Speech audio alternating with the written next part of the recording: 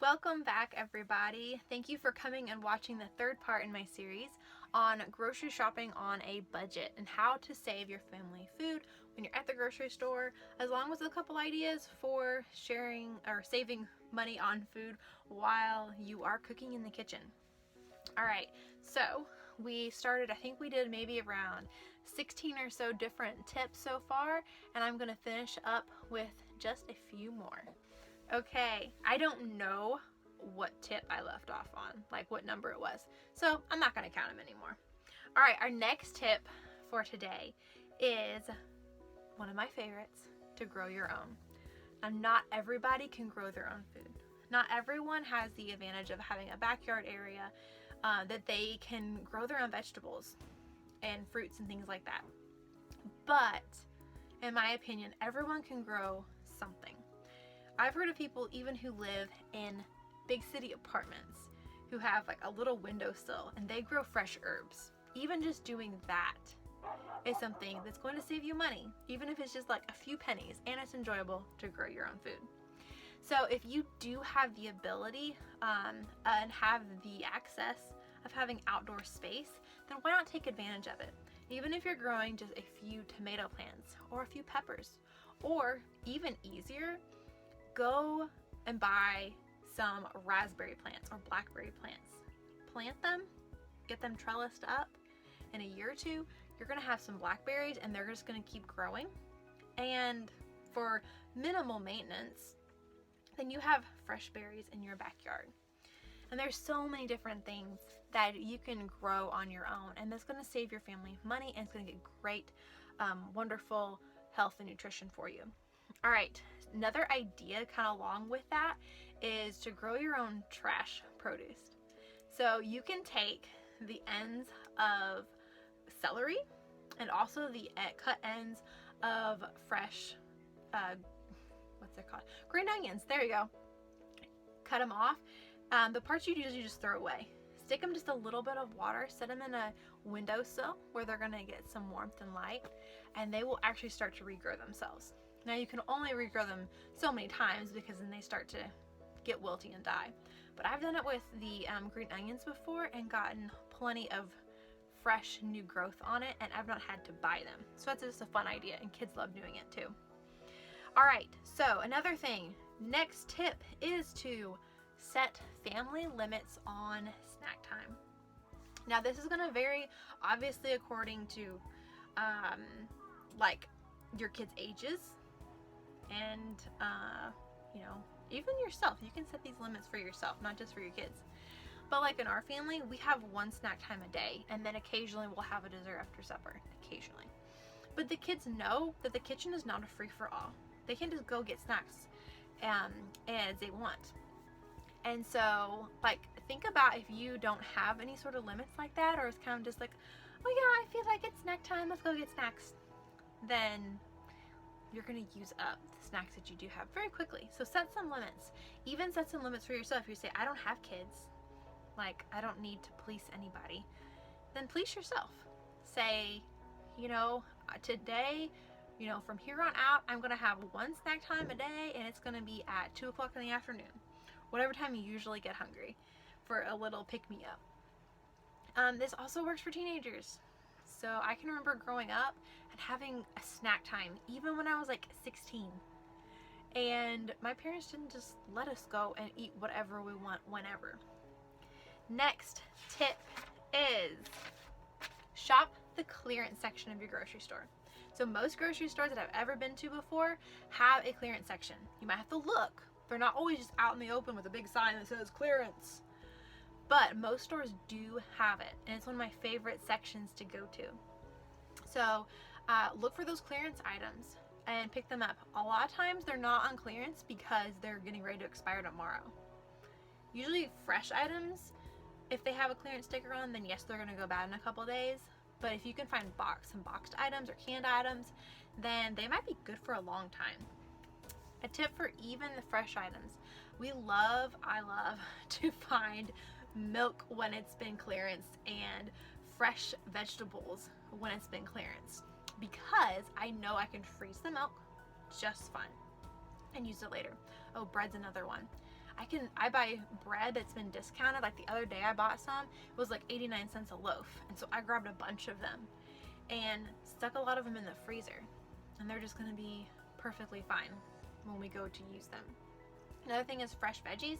You can find oftentimes them discounted when they're getting ready to go bad in just a couple of days. But oftentimes what I will do is I'll go ahead and buy those items and I'll incorporate them into the menu for the next couple of days and use them up before they get all gross and slimy. Or if I have not a plan for them immediately, then they can always be chopped up and frozen for use at later time.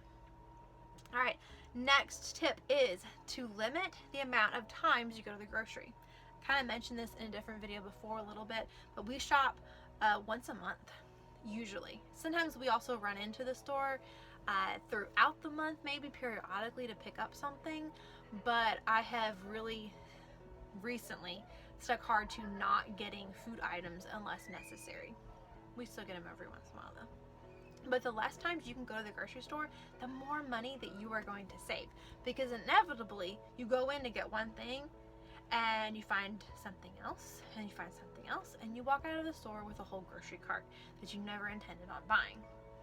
And I used to do that all the time, and it would add up like crazy, and I'd always be over budget every month, and I'd be like, oh my goodness, I can't keep doing this. So I just don't go to the grocery anymore. Next tip is don't let food go to waste. Okay? Don't let food go to waste. If you forget about, we all do it. Something gets shoved to the back of the refrigerator and never to be seen again until like 3 months later, and it's slimy and moldy and nasty and you don't even know what it was. This is where having a meal plan really comes into play, because you know what you're gonna make, so you know what you're gonna buy, and those foods are not gonna go to waste as easily. Some things still do. I have things that still go to waste, but I don't like it when that happens. The benefit I have though is I have dogs and chickens, and so rarely does food actually get thrown in the trash. It's being eaten by somebody, even if it's just a little critter. But it's so important. Americans, I don't remember what the amount is, but they weigh so much food, like hundreds of pounds per person a year or something like that. It's a crazy number that we should not be throwing away when it's just super wasteful. And I don't believe that God wants us to be stewards like that. Like, that's not being a good steward of what God's given us if we're just throwing perfectly good food away because we thought about it and didn't have a plan for it in mind. All right, 2 more tips. Da-da-da! All right, next one is buy frozen fruits and veggies over fresh or canned. Now, this doesn't apply to everything because there's still going to be fresh veggies that you buy. But in general, most of the time when I buy veggies that are going to go into a recipe or that are going to be cooked as like a side dish, I buy frozen veggies. And I can buy them. They usually, sometimes they come in 1-pound bags, sometimes they come in like 10 or 12 ounce bags. You gotta watch it. But they are less expensive usually than buying the fresh alternative. So, and also canned is definitely not something that I buy a lot of fruits and veggies for. I keep some on hand for emergency sake. But I don't typically buy canned veggies. 1, because they have been cooked somewhat, and so they're not like as healthy. 2, I don't like the ingredients that often are put into it, like as preservatives. That's the nice thing about frozen, is usually it's just the veggie. That's it. There's no preservatives added to it. So something to look for is to just buy frozen fruits and veggies instead of fresh or canned if it's going to save some money. All right, the very last tip that I have for you guys, unless I add a couple more on, we'll see, is don't buy beverages. People like buy beverages like crazy. It amazes me. But buying your beverages is really going to suck a lot out of your budget. Buying things like soft drinks and energy drinks and like Powerades or juice or coffees, excuse me, all those things are expensive and really eat into your budget. That's not to say that I only drink water. or demand my family to only drink water. But the majority of the time, just drinking water is going to save you a lot of money, and it's going to be better for your body anyways. So if you do, you're like, I gotta have that flavor of something, I understand. I like flavored things too. So some ideas about how to get that flavor in your beverages without necessarily having to like buy them all is, one, teas, whether it's hot or cold tea. We love hot teas in the wintertime, and my kids like in the mornings like it when I make them hot tea and add a little bit of milk into them, and they think it's super fun. But you can do teas. You can make your own coffees at home, obviously. You can do iced teas and make a big jug of iced tea if that's something that you like. Another idea that is fairly inexpensive is you can get the little packets of like flavor, like water flavoring things. I don't know what they're called. But like we like the True Lemon because they're more of a natural. They don't have like a bunch of like crazy ingredients in them. But you can get them in different flavors. You can get them in lemon, like classic lemonade, or you can get them like strawberry or like lemon cherry or lime cherry, something like that. And they're not very expensive. And oftentimes what we'll do is we'll actually like won't use the whole packet, or we'll water it down and we'll have like a big old glass of water for one little packet, and it flavors it but doesn't make it like overly sweet, so it makes it last longer.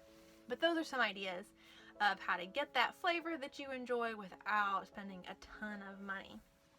Okay, well that wraps it up for our videos. I hope you guys enjoyed this series, and if you have any ideas that you guys use that you say, hey, I've been using this tip for a long time, or I came across this tip recently and it's really helped my grocery budget out, then let me know. You can head over to our Instagram page or our Facebook page, and you can comment on there and let us know. You can message us, let us know what some ideas that you guys have and what of these ideas have been helpful or that you want to implement. I'd love to hear. I love gathering new ideas all the time for myself to try out as well. So I hope you guys enjoyed this, and I hope that it will encourage all of you, whether you are a stay-at-home mom looking to take care of the money that you have been entrusted to spend, whether you're a broke college student, or whether you're just like, hey, I know we waste so much food. I need to cut down on our budget so that we're not wasting as much. Whatever your scenario is, I hope these videos have been an encouragement to you and have been a challenge that you want to be able to incorporate some of these things into your life as well. I hope you guys have a blessed day. Thanks for watching. Please be sure to hit that thumbs up if you liked our video, subscribe, and share to anyone else you think might enjoy it. Also, be sure to check out our Patreon page for other ways that you might be able to help support our family. Thanks for watching. Have a great day.